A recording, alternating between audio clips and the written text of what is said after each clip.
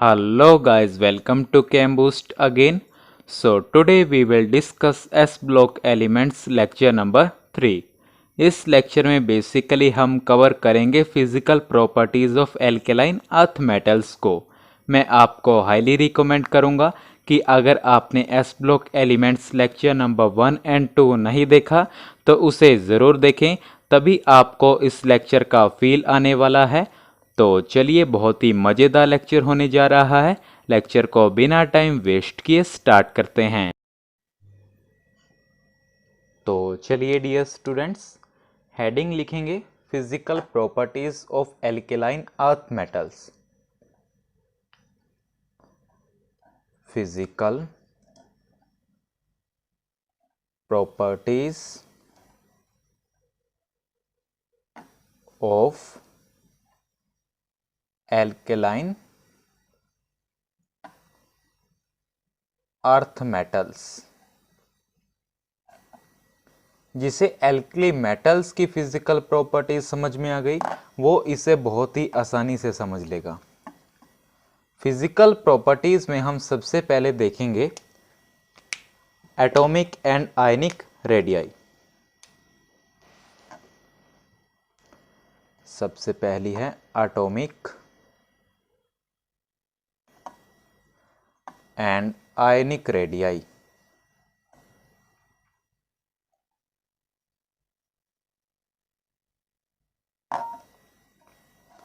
हमारे पास डियर जो एटॉमिक और आयनिक रेडियाई होते हैं एल्केलाइन अर्थ मेटल्स के, वो स्मॉलर होते हैं as compare to the atomic and ionic radii of alkali metals in the same periods. ऐसा इसलिए क्योंकि इस केस में हमारे पास न्यूक्लियर चार्ज इंक्रीज हो जाता है और वो ऑर्बिटल इलेक्ट्रॉन्स को इनवर्ड पुल करता है, जिसके कारण हमारे पास यहाँ पर एटॉमिक और आयनिक रेडियाई स्मॉल हो जा रहे हैं as compare to atomic and ionic radii of alkaline earth metals. लेकिन अगर हम एल्केलाइन अर्थ मेटल्स में डाउन द ग्रुप बात करें तो हमारे पास atomic and ionic radii increase होते हैं with increase in atomic number. कौन कौन से होते हैं हमारे पास? Beryllium, magnesium, calcium, strontium, barium and radium. तो विद इन द ग्रुप हमारे पास जो एटॉमिक और आयनिक रेडियाई हैं वो इंक्रीज होंगे with increase in atomic number, increase with increase in atomic number। किसके इंक्रीज की बात कर रहे हैं हम यहाँ? एटॉमिक एंड आयनिक रेडियाई की। अब जो बात मैंने आपको बताई है वो लिख देते हैं। The atomic and ionic radii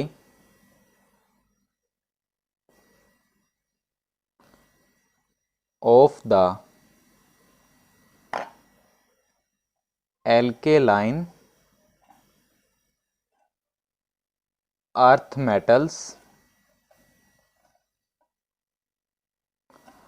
are smaller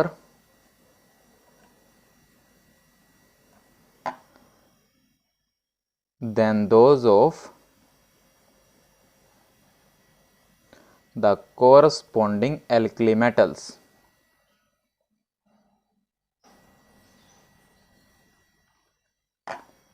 alkali metals in the same periods। ऐसा क्यों होता है? This is due to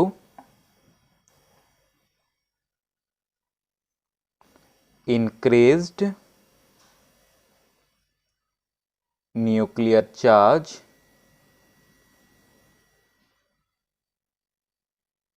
in these elements।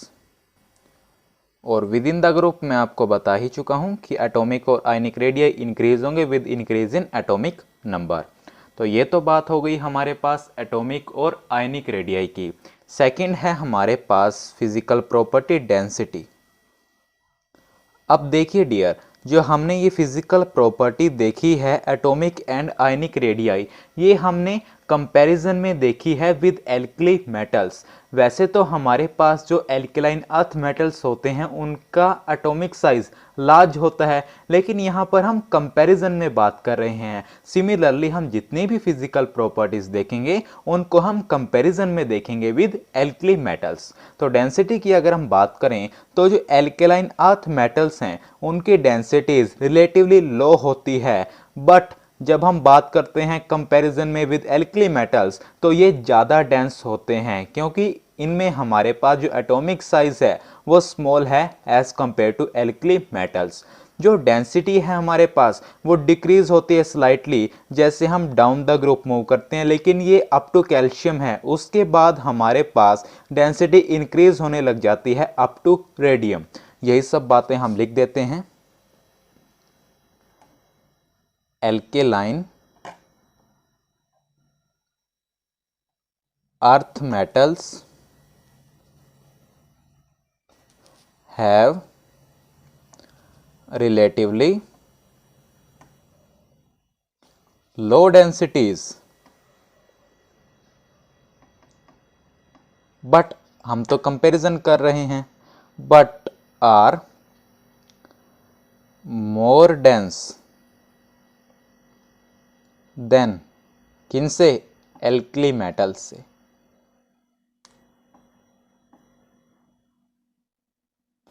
ऐसा क्यों? It is because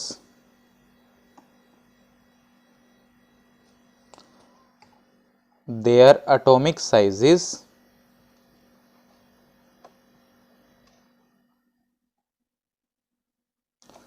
are smaller than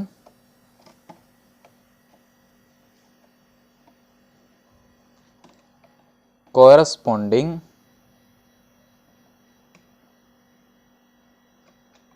alkali metals.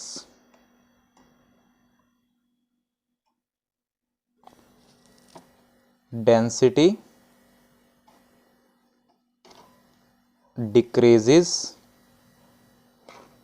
slightly on moving down the group.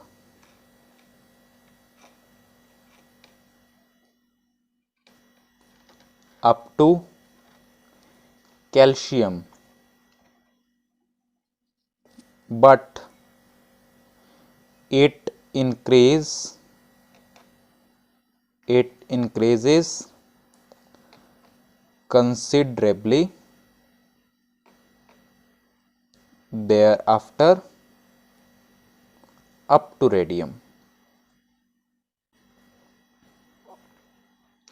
तो ये तो बात हो गई हमारे पास डेंसिटी की। एक बार पूरी स्टोरी को हम रिपीट कर लेते हैं। हम देख रहे हैं physical properties of alkaline earth metals, जिसमें हमने सबसे पहली फिजिकल प्रॉपर्टी देखी एटॉमिक एंड आयनिक रेडियाई। उसमें क्या था कि जो एटॉमिक और आयनिक रेडियाई हैं एल्केलाइन अर्थ मेटल्स के वो स्मॉलर होते हैं as compare to alkali metals in the same periods. ऐसा क्यों? ऐसा हुआ हमारे पास न्यूक्लियर चार्ज इंक्रीज होने के कारण, क्योंकि अब वो ऑर्बिटल इलेक्ट्रॉन्स को स्ट्रॉन्गली इनवर्ट पुल करेगा। That's why in this case हमारे पास एटॉमिक और आयनिक रेडियाई स्मॉलर हैं as compare to alkali metals. लेकिन विद इन द ग्रुप बात करें तो एटॉमिक और आयनिक रेडियाई इंक्रीज होते हैं with increase in atomic number. यही सब बात मैंने आपको लिखवाई। उसके बाद हमने देखा डेंसिटी। वैसे तो जो एल्केलाइन अर्थ मेटल्स हैं इनकी डेंसिटीज रिलेटिवली लो होती है, लेकिन as compare to alkali metals ये मोर डेंस होते हैं, क्योंकि इनके एटॉमिक साइजेस जो हैं वो स्मॉलर हैं as compare to alkali metals. वैसे तो डेंसिटी डिक्रीज होती है स्लाइटली अप टू कैल्शियम, लेकिन उसके बाद इंक्रीज होती है अप टू रेडियम। यही बात मैंने आपको सेकंड प्रॉपर्टी में लिखवाई, तो आप इसे नोट करें। फिर हम चलते हैं रिमेनिंग फिजिकल प्रॉपर्टीज की तरफ। तो चलिए नेक्स्ट लिखेंगे आप melting and boiling points. Melting and boiling points.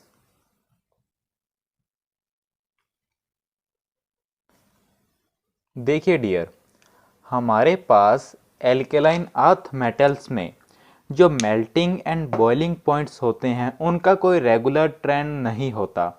However, जो मेल्टिंग और बॉइलिंग पॉइंट्स हैं एल्केलाइन अर्थ मेटल्स के, वो हाई होते हैं as compare to melting and boiling points of alkali metals. तो यही बात आप अपने नोट में ऐड कर लीजिए। Melting and boiling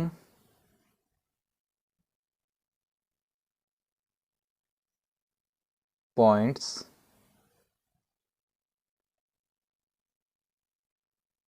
do not show regular trends.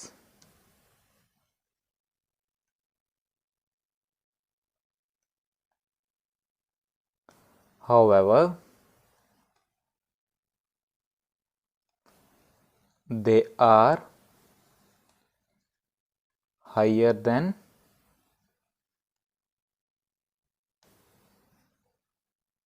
those of alkali metals.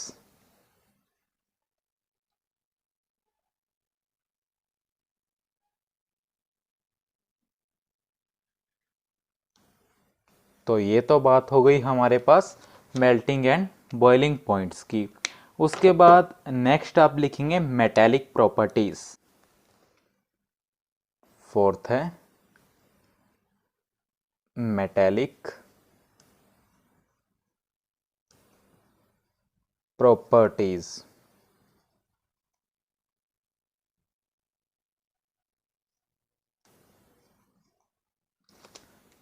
देखिए डियर, जो ग्रुप 2 के एलिमेंट्स हैं हमारे पास वो मेटेलिक नेचर के होते हैं।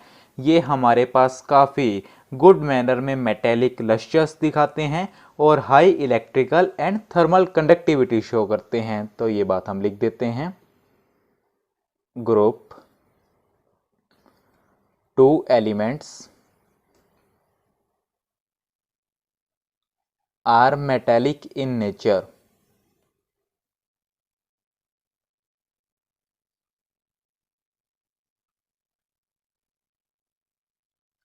and show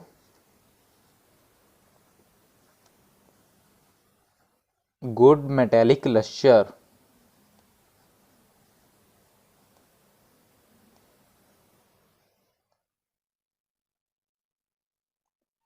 and possess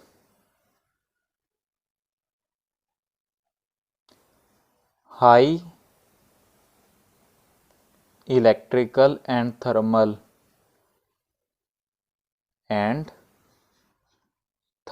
conductivity।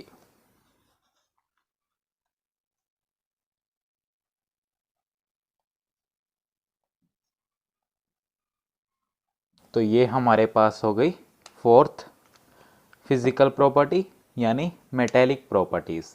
उसके बाद फिफ्थ आप लिखेंगे hardness.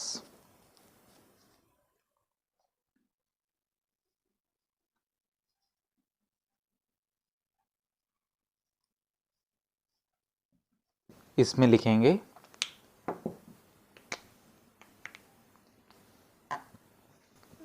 They are moderately hard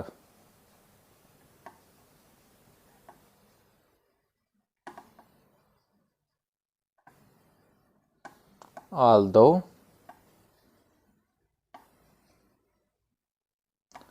they are harder than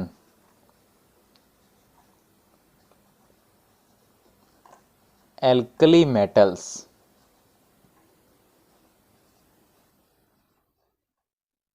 yet they can be cut with a sharp knife। के नो डाउट ये हार्डर हैं as compare to alkali metal से, लेकिन इन्हें हम कट कर सकते हैं विद शार्प नाइफ। तो ये तो हमारे पास बात हो गई मेल्टिंग और बॉइलिंग पॉइंट्स की, मेटेलिक प्रॉपर्टीज़ एंड हार्डनेस की। आप इसको नोट करो, फिर हम देखते हैं रिमेनिंग फिजिकल प्रॉपर्टीज़ को। तो चलिए, नेक्स्ट फिजिकल प्रॉपर्टी है हमारे पास ionisation energy. Ionisation energy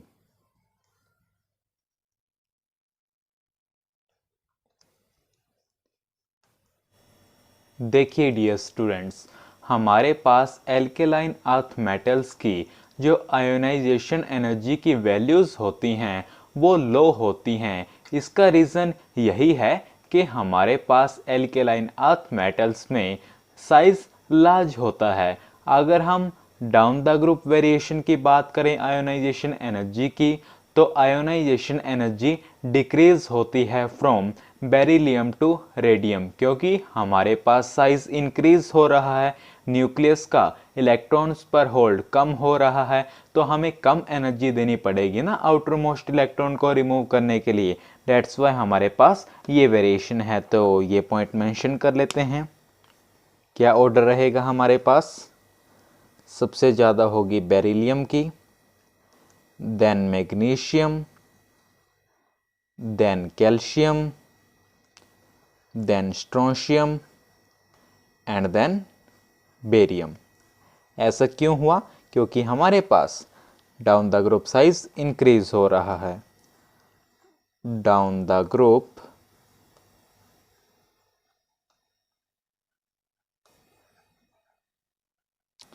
ionization energy, I से लिख रहा हूं मैं, डिक्रीजेस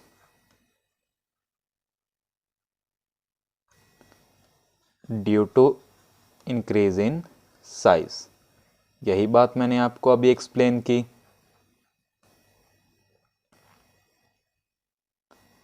अब हम इनका कंपैरिजन करते हैं एल्कली मेटल से। देखिए, ये हम ऑलरेडी डिस्कस कर चुके हैं कि एल्केलाइन अर्थ मेटल का साइज एल्कली मेटल के साइज से कम होता है। अब साइज कम होने के कारण जब हम फर्स्ट इलेक्ट्रॉन को रिमूव करेंगे एल्केलाइन अर्थ मेटल्स में, तो हमें ज़्यादा एनर्जी देनी पड़ेगी as compare to the energy जो हमें ज़रूरत होगी फर्स्ट इलेक्ट्रॉन को रिमूव करने के लिए एल्कली मेटल्स में। तो डेट्स वाई जो फर्स्ट आयोनाइजेशन एनर्जी है एल्केलाइन अर्थ मेटल्स की, वो हाई होती है first ionization of alkali metal से। तो यही बात हम लिख देते हैं। आयोनाइजेशन एनर्जी कौन से वाली? First of alkali metals is less than first ionization energy of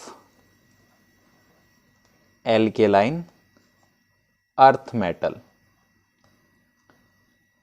लेकिन जो सेकेंड आयोनाइजेशन एनर्जी है डियर एल्कली मेटल की, वो ग्रेटर है second ionization energy of alkaline earth metal से। वेरी वेरी इंपॉर्टेंट, यहाँ पर लिख लें where AM here stand for alkali metal and AEM here stands for alkaline earth metals।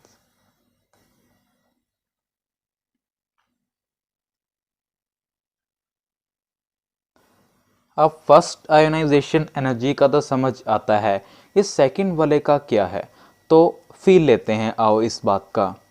अब एल्कली मेटल हम लेते हैं sodium.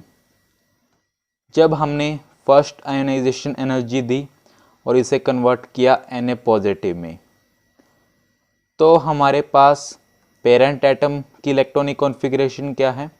1s2 2s2 2p6 3s1। अब Na पॉजिटिव एक इलेक्ट्रॉन निकल गया, तो इसकी क्या होगी electronic configuration? 1s2 2s2 2p6। बात करते हैं एल्केलाइन अर्थ मेटल से magnesium.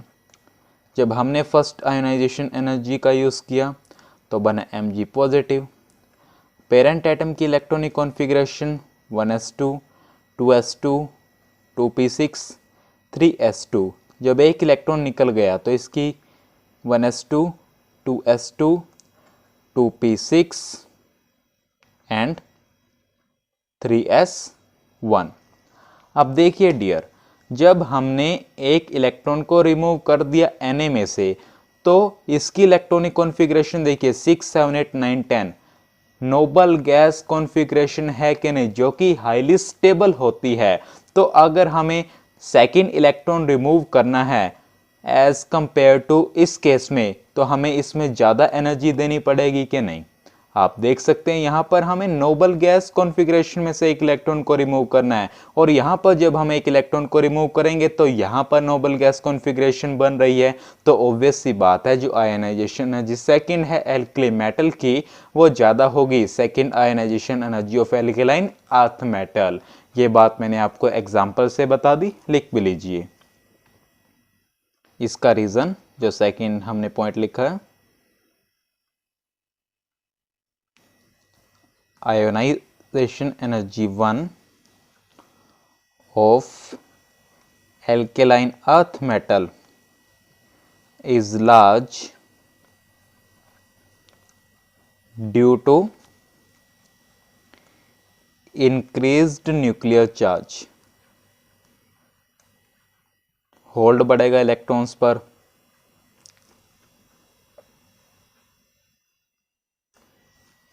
in alkaline earth metal as compared to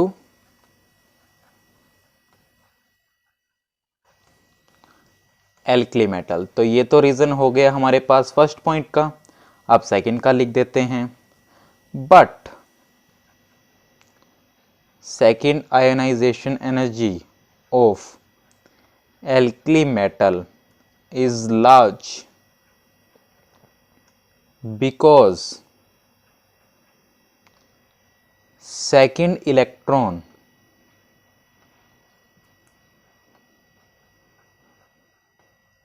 in alkali metal is to be removed from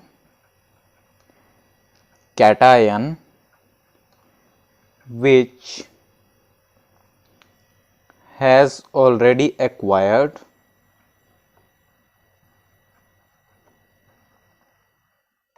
कौन सी कॉन्फ़िगरेशन, नोबल गैस कॉन्फ़िगरेशन। किसका होता है 10, नियोन का।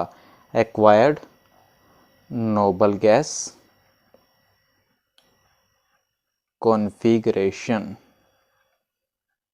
Very very interesting. तो ये हमारे पास हो गई नेक्स्ट फिजिकल प्रॉपर्टी जो है आयोनाइजेशन एनर्जी। पूरी स्टोरी को रिपीट कर लेते हैं, काफ़ी ब्यूटीफुल सा कॉन्सेप्ट है। हमने देखा कि जो एल्केलाइन अर्थ मेटल्स होते हैं उनकी आयोनाइजेशन एनर्जी की वैल्यूज कम होती हैं क्योंकि इनका साइज लार्ज होता है। और जब हम वेरिएशन की बात करें डाउन द ग्रुप तो आयोनाइजेशन एनर्जी डिक्रीज होती है due to increase in size, already हम डिस्कस कर चुके हैं। उसके बाद कंपैरिजन करें तो आपको पता है एल्केलाइन अर्थ मेटल्स का साइज स्मॉल होता है as compare to the size of alkali metals. तो न्यूक्लियस का होल्ड आउटर मोस्ट इलेक्ट्रॉन्स पर बढ़ेगा एल्केलाइन अर्थ मेटल्स के केस में, तो आयोनाइजेशन ज़्यादा होगी ही होगी as compare to alkali metals. लेकिन ये कब है, ये बात वैलिड है फर्स्ट आयोनाइजेशन एनर्जी के लिए। सेकंड में क्या हुआ कि सेकंड में हमारे पास जब कैटायन फॉर्म हुआ तो नोबल गैस कॉन्फ़िगरेशन बन गई जो कि हाईली स्टेबल है। That's why second ionisation energy of alkaline earth metal is less than second ionisation energy of alkali metals. तो आप इसको नोट करें, फिर हम चलते हैं लेक्चर के नेक्स्ट सेगमेंट की तरफ। तो चलो नेक्स्ट फिजिकल प्रॉपर्टी देखते हैं हम, इलेक्ट्रोनेगेटिविटी।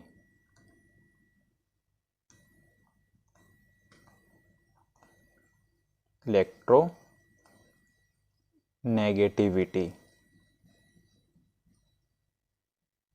जनरली अगर हम बात करें तो जो इलेक्ट्रोनेगेटिविटी वैल्यूज़ हैं ग्रुप 2 के एलिमेंट्स की वो लो होती हैं बट हाई होती हैं as compare to electronegativity values for group 1। तो हमारे पास जब magnesium, calcium, strontium and barium react करेंगे हैलोजेंस और ऑक्सीजन के साथ तो इलेक्ट्रोनेगेटिविटी डिफरेंस उनमें ज़्यादा होने के कारण जो कंपाउंड्स फॉर्म होंगे वो आयनिक होंगे। तो यही बात हम यहाँ पर लिख देते हैं। Group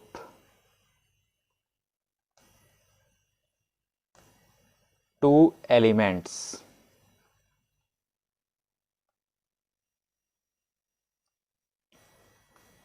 have low values of electronegativity but are higher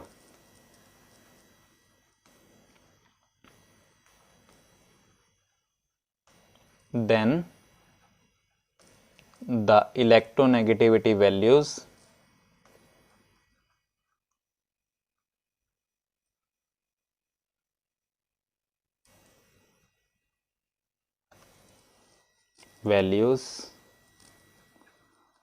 for group 1। Obvious सी बात है।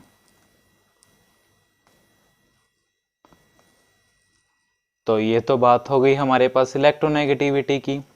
उसके बाद हमारे पास जो नेक्स्ट फिजिकल प्रॉपर्टी है डियर वो है हाइड्रेशन एंथैल्पीज।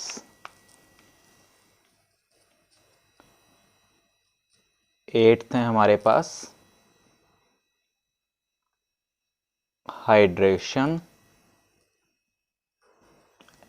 एंथैल्पीज।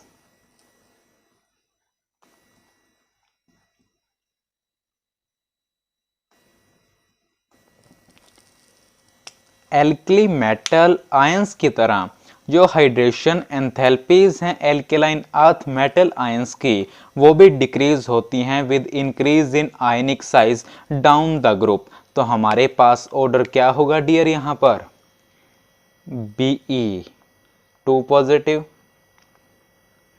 की हाइड्रेशन एंथैल्पी ज़्यादा होगी Mg2 पॉजिटिव, उसकी ज़्यादा होगी Ca2 पॉजिटिव से, then Sr2 positive and then Ba2 positive. लिख सकते हैं हम यहाँ भी like alkali metal ions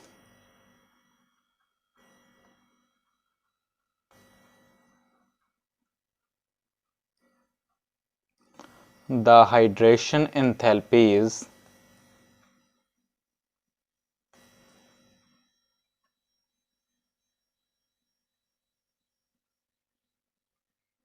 of alkaline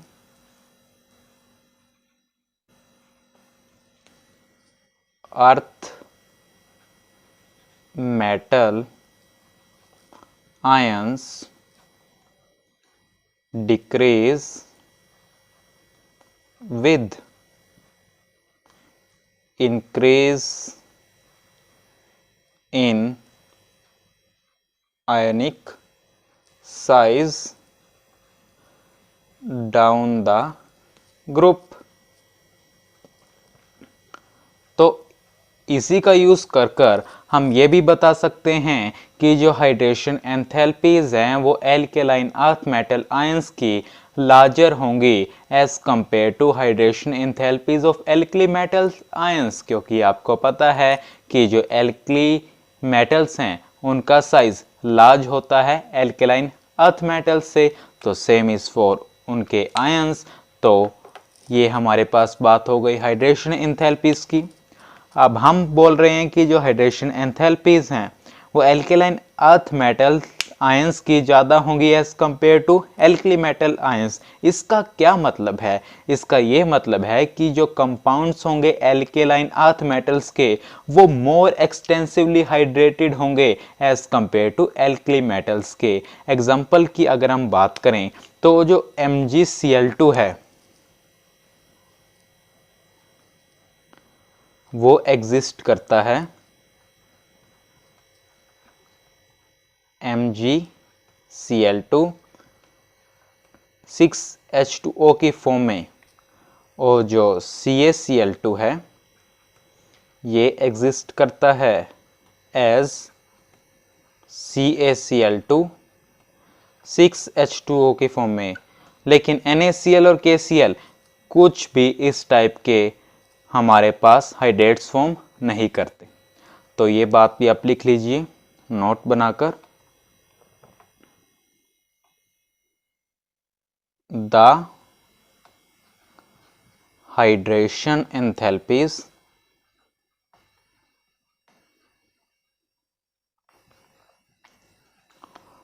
of alkaline earth metal ions are larger than those of alkali metal ions.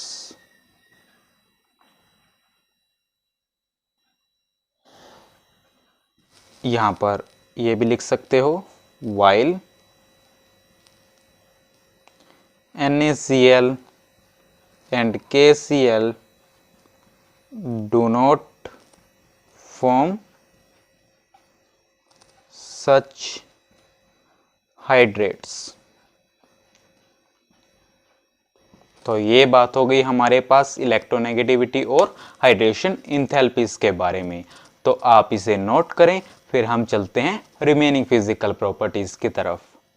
तो चलिए नेक्स्ट फिजिकल प्रॉपर्टी हम देखते हैं इलेक्ट्रोपॉजिटिव करैक्टर।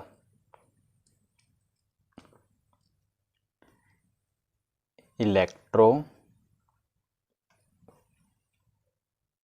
पॉजिटिव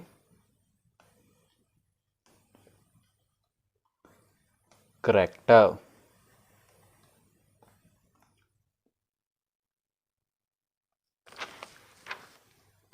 देखिए डियर, हमारे पास एल्केलाइन अर्थ मेटल्स की आयोनाइजेशन एनर्जीज कैसी होती हैं? लो होती हैं। इसके कारण ये स्ट्रॉन्गली इलेक्ट्रोपॉजिटिव नेचर के होते हैं। No doubt these elements although fairly strong electropositive, लेकिन ग्रुप 1 के जो हमारे पास मेटल्स हैं उनसे स्ट्रॉन्गली इलेक्ट्रोपॉजिटिव ये नहीं होते। और हमारे पास आयोनाइजेशन एनर्जी आपको पता है डिक्रीज होती है जैसे जैसे हम डाउन द ग्रुप आते हैं, तो इलेक्ट्रोपॉजिटिव करैक्टर इंक्रीज होता है on moving from beryllium to barium. यही बात हम लिख देते हैं। Because of low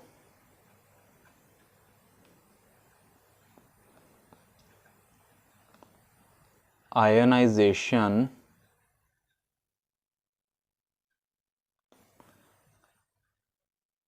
energy values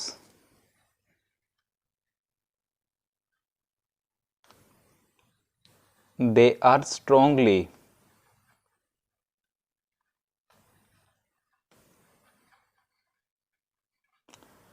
electropositive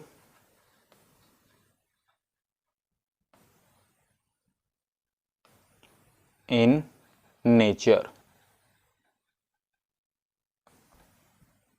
The electropositive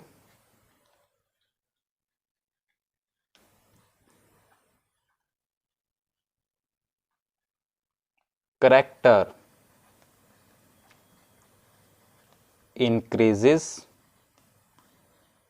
from beryllium to barium.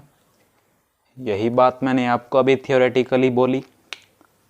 Next जो फिजिकल प्रॉपर्टी है हमारे पास वो है रिड्यूसिंग प्रॉपर्टीज।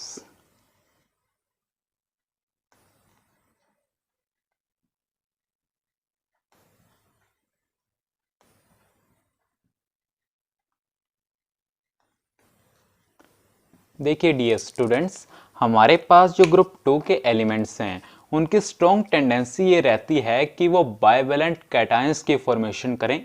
एग्जांपल देखिए, M, तो ये हमारे पास इनकी स्ट्रॉन्ग टेंडेंसी रहेगी कि ये बाइवेलेंट कैटायन फॉर्म करें। तो इसका मतलब they are strong reducing agents, strong reducing agents. हमारे पास जो ऑक्सीडेशन पोटेंशियल है डियर, उनकी वैल्यूज डिक्रीज होती हैं हमारे पास on moving down the group. क्या होता है ऑक्सीडेशन पोटेंशियल, ऑलरेडी मैं आपको बता चुका हूं, वो ये मेजर करता है कि किसी एलिमेंट की टेंडेंसी कितनी है इलेक्ट्रॉन्स लूज करने की। तो यही बात आप लिख सकते हैं, the oxidation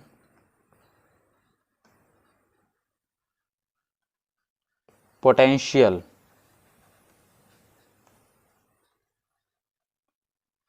which is a measure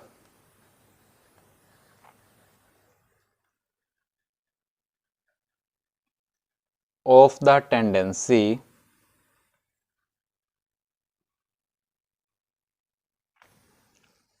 of an element to lose electrons increases कब, on moving down the group। तो ये भी हमारे पास काफ़ी इम्पोर्टेंट प्रॉपर्टी है, आप इसको नोट करो, फिर हम देखते हैं जो प्रॉपर्टीज़ बच गई हैं। तो चलिए अब हम देखते हैं नेक्स्ट फिजिकल प्रॉपर्टी जो है फ्लेम कलरेशन।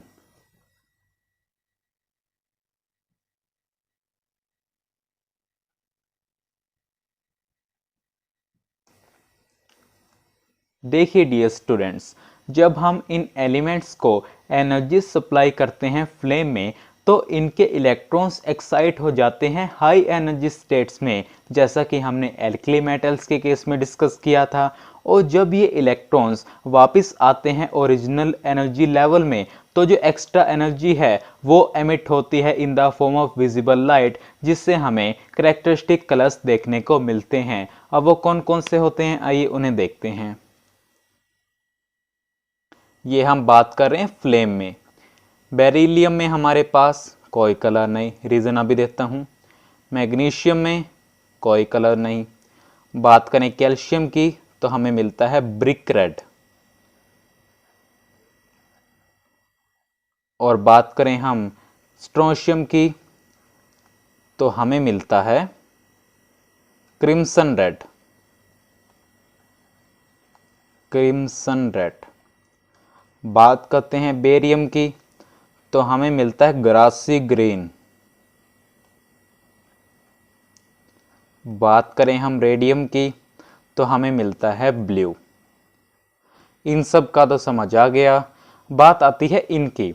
देखिए डियर, बेरिलियम और मैग्नीशियम में हमारे पास साइज स्मॉल होता है, तो ये परमिट नहीं करते कि इनके स्ट्रॉन्गली बाउंड इलेक्ट्रॉन्स एक्साइट हों हाई एनर्जी लेवल में फ्लेम के अंदर, तो ये कोई कलर नहीं देते इन Bunsen flame.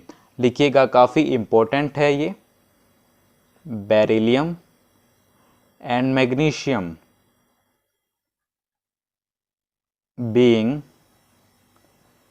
smaller in size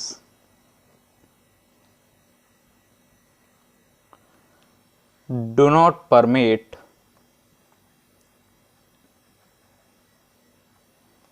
the strongly bound